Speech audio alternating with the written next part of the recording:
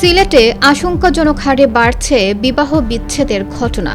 চলতি বছর প্রথম ৮ মাসে নগরীতে বিচ্ছেদের আবেদন পড়েছে ২৫৩টি, যার অধিকাংশই করা হয়েছে স্ত্রীর পক্ষ থেকে।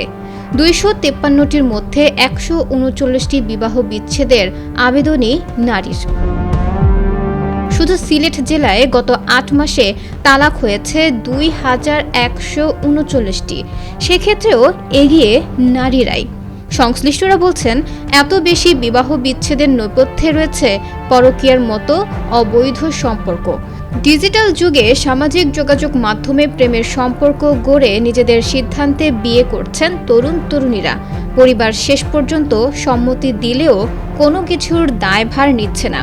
ফলে পারিবারিক কলহ বাড়ছে, কমছে পারস্পরিক শ্রদ্ধাবোধ ও অনুশাসন মানার প্রবণতা, বিচ্ছেদ হচ্ছে বেশি। জানা যায়, সিলেট সিটিতে গত ৮ মাসে বিবাহ বিচ্ছেদের জন্য মোট আবেদন জমা পড়ে ২৫৩টি। গত জানুয়ারিতে স্বামী কর্তৃক ৩২ ও স্ত্রী কর্তৃক ৫০, ফেব্রুয়ারিতে পুরুষ ৭ ও নারী ১৩, মার্চে পুরুষ ১৬ ও নারী ১৪, এপ্রিলে পুরুষ ১৫ ও নারী ১৪, মে মাসে পুরুষ ৯ ও নারী ১৪, জুনে পুরুষ ১৮ ও নারী ১৬, জুলাইয়ে পুরুষ ৮ ও নারী ১০ এবং আগস্টে পুরুষ আবেদন করেছেন ৯টি ও নারী আবেদন করেছেন ৮টি।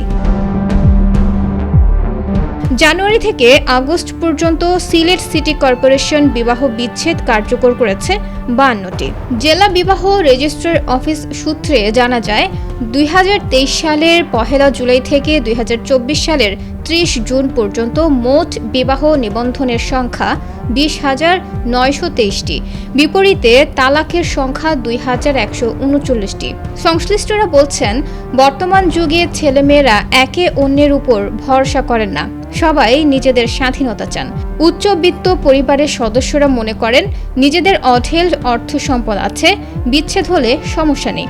আর নিম্নবিত্ত পরিবারে স্বামী স্ত্রীর মধ্যে প্রত্যাশা প্রাপ্তির ফারাক বেশি, ফলে ঝগড়া বিবাদ সৃষ্টি হয়।